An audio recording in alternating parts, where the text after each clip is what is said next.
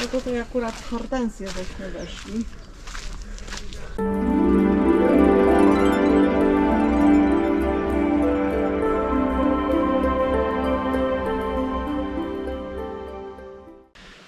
Dzień dobry, witajcie na naszym kanale w kolejnym odcinku telenoweli dookoła nas.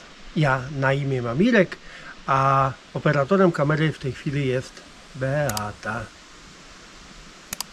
Kochani, przyjechaliśmy wczoraj dość późnym wieczorem, ale zauważyliśmy pewną rzecz, która nas mocno zmartwiła. Mianowicie bukszpan został zaatakowany przez ćmę bukszpanową. Chodźcie, zobaczycie, jaki jest efekt. Idziemy do pierwszego bukszpana. No całe tutaj jest zaatakowane. To wszystko tutaj. No widać wyraźnie, prawda? Tak, Ja otwierę nawet, mocno. zobaczcie w środku. Nawet wydaje mi się, że wczoraj wieczorem wyglądał lepiej, prawda?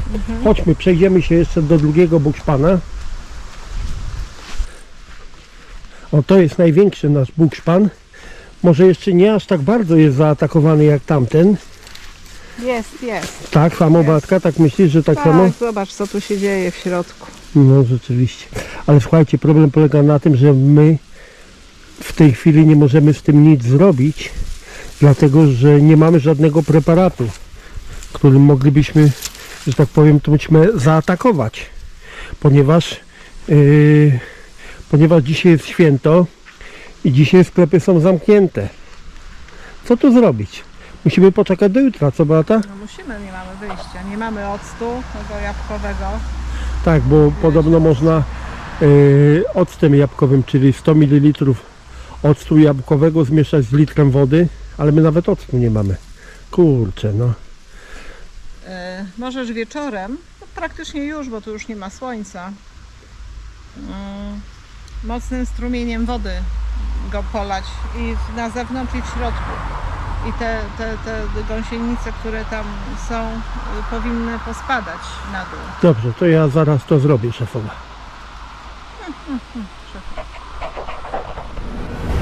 Werbena patagońska to bylina pochodząca z Ameryki Południowej, między innymi z obszarów Patagonii, skąd, jak nie trudno się domyślić, wzięła swoją nazwę.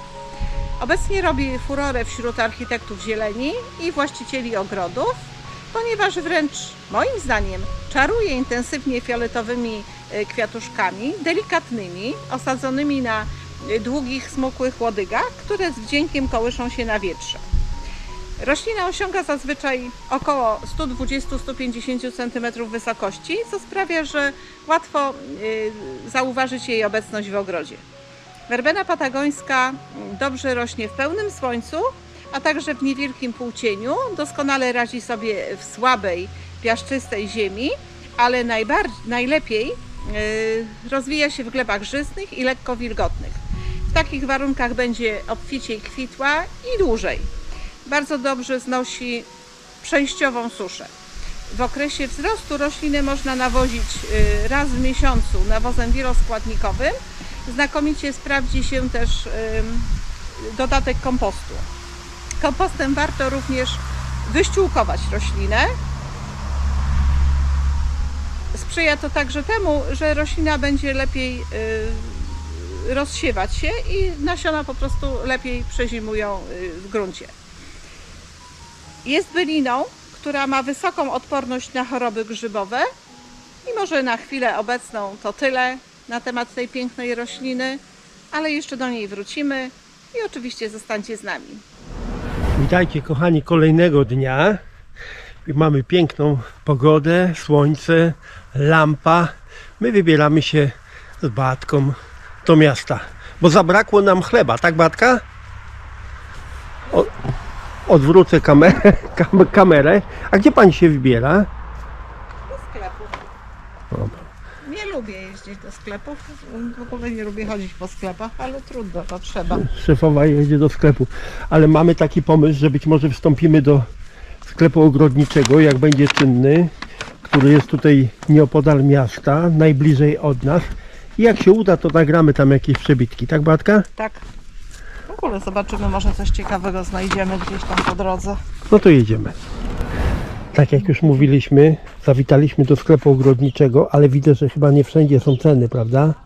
No chyba nie wszędzie. Chodźmy, przejdziemy się, Beatka. No tutaj akurat w hortensję żeśmy weszli.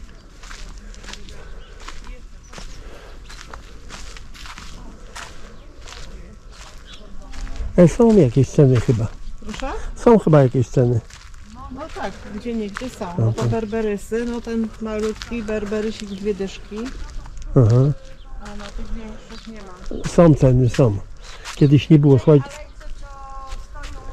Tutaj sklep ogrodniczy jest na posesji. Na posesji właściciela domu.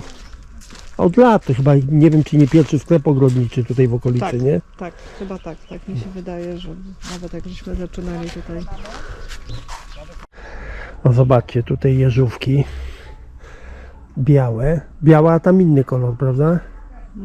Ja się nie znam na kolorach. Jak tam byś nazwała tamten kolor? Różowe. Różowe. Ale też są bezcenne, nie? Nie ma ceny. Chyba tak, chyba są bezcenne. Nie widzimy. Kurczę, szkoda. A to nie wiem, ale wydaje mi się, że to jest zawilec, ale nie jestem pewna. Mhm. A to? Matka? Co? To? Ten? To? Tak. Flox. Aha. Kurde, skąd ty to wszystko wiesz? Ja nie wiem. Nie. Ja to znam Mało wiem, ale- trzy rośliny na krzyż, a ty to wiesz, to wiesz. To. Znaczy, Zaskakujesz mnie. Bo podobają mi się te floksy, fajnie wyglądają, to są w ogóle bardzo stare kwiaty.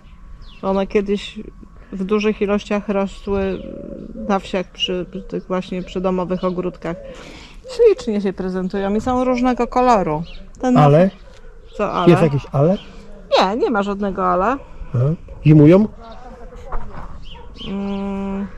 Tego ci nie powiem, bo nie wiem. No zobaczcie, tutaj są żurawki po 20 zł, ale nie wiemy, czy wszystkie są po 20 zł. Chyba tak. Chyba Chyba tutaj te co są, Aha. to są po 2 dyszki. To dobra cena, Bata? Nie wiem, powiem ci szczerze, że nie mam zielonego tu pojęcia. też Tutaj żurawki. też są po 2 dyszki. Aha. I tutaj też są te zawilce. Bardzo ładnie się prezentują te zawilce. Mhm.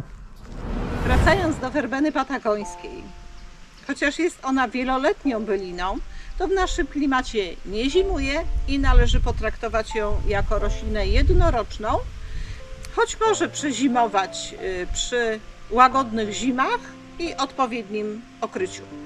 Coraz więcej osób i coraz częściej, oprócz pięknych kwiatów, zwraca również dużą uwagę na pożyteczność roślin.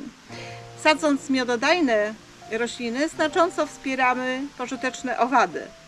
I właśnie werbena patagońska jest rośliną, która silnie przyciąga owady zapylające, takie jak pszczoły czy też motyle.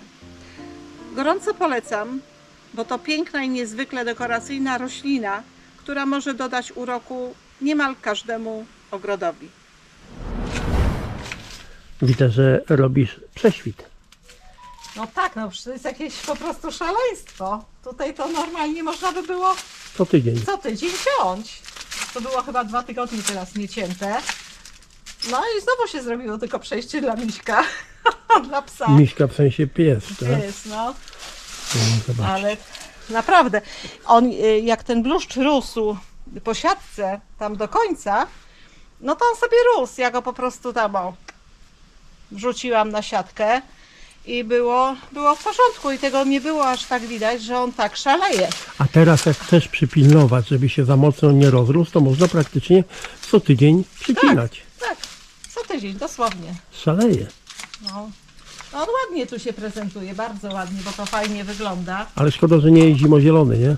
No szkoda, ja to żałuję, że nie kupiliśmy zimozielonego. A ja nie żałuję, bo ten mi się bardziej podoba. A w zimę i tak nas tu nie ma. A teraz on ma ładniejsze liście, a tamten zimozielony ma takie drobne liście. Nie, Jak nie, to nie? nie. I chyba jest jakiś zimozielony z trochę większymi liśćmi, ale nie, no dobra, nie będę się mądrzyła, bo nie wiem. Bo ten zimozielony z drobnymi liśćmi Mi się wydaje, że nie ma. u siostry. Że nie ma.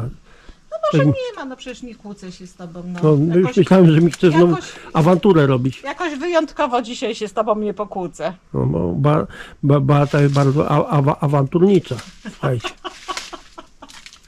No, tak, tak. Idę stąd, bo czuję się zagrożony. Że mam nożyce w ręku. Tak. Spokojnie. No jak tam szefowa? Wieszasz ozdoby? Jedną. Co wieszasz? Dziurawy instrument. Z dziurą. Mandolina. No ja myślałem, że ty już nie Mandolina. będziesz tego wieszała. Zobaczcie jaką ma dziurę. Tu była membrana skórzana, ale no niestety zrobiła kapotę ze starości. Pokruszyła się, dosłownie się pokruszyła. Ale ja ją powieszę teraz tyłkiem na wierzchu, Aha. bo tyłek ma bardzo ładny. To drewno ma przepiękne swoje. Nie wiem co to jest za drewno, bo ja się nie znam na tym, ale jest przepiękne. To jest bardzo stary instrument. Super. Mnie się bardzo podoba to drewno. Piękne. Banjo. To banjo czy mandolina? Banjo. To jest banjo. A czym się różni banjo od mandoliny? Tak a propos? Nie mam pojęcia. Ja też za bardzo nie wiem. Chyba dźwiękiem, brzmieniem. Chyba mandolina ma więcej strun. Ale nie wiem. Widzowie, powiedzcie nam, czy mandolina ma więcej strun, czym się różni. O, a teraz zobaczcie, jeszcze Beata powiesiła z tyłu czajnik. A propos ozdób. Czajnik aluminiowy. Dzisiaj napijemy się herbatki. Głęboki PRL. Zagotujesz w nim wodę? No będzie problem, Dlaczego? bo nie mam na czym.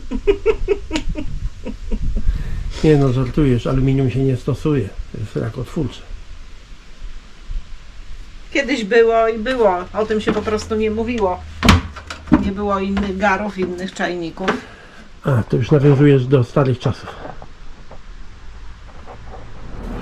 Czemu ty to wzięłaś się za przycinanie, tak? A obcinam tutaj już te przekwitnięte hosty, te patylki. Czy to znaczy, że A to, nie, to zostaw. to pójdzie na kompost? To? No nie. Bo to są jakieś tam takie niepotrzebne. A czemu to wyschło? To Nie wiem właśnie, wiesz, nie mam pojęcia. może za sucho i dlatego. Wszystko możliwe. Nie wiem.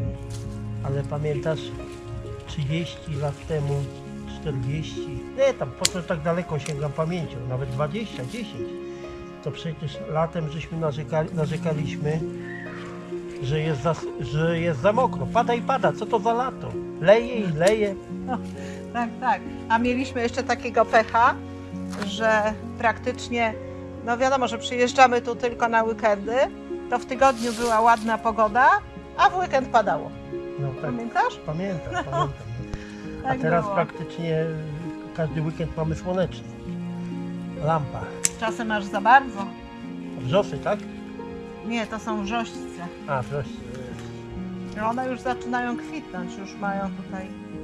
Tylko właśnie nie wiem, podejrzewam, że miały za sucho, no nie było nas i koniec, no, niestety.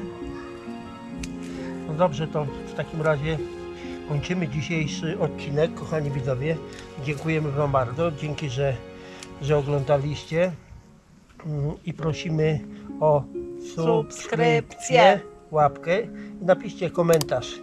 Jeśli film Wam się podobał, to udostępnijcie go dalej drogą pantoflową.